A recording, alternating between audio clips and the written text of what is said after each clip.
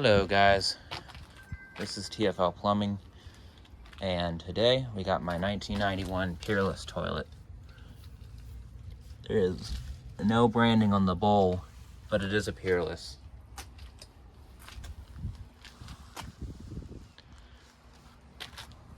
Essentially, it just looks like a concealed jet John in a box. It's got a wall trap.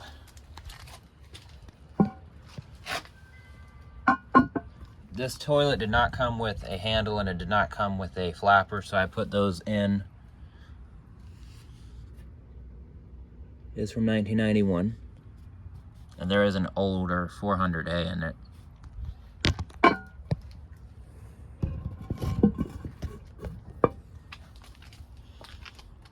All right, let's flush.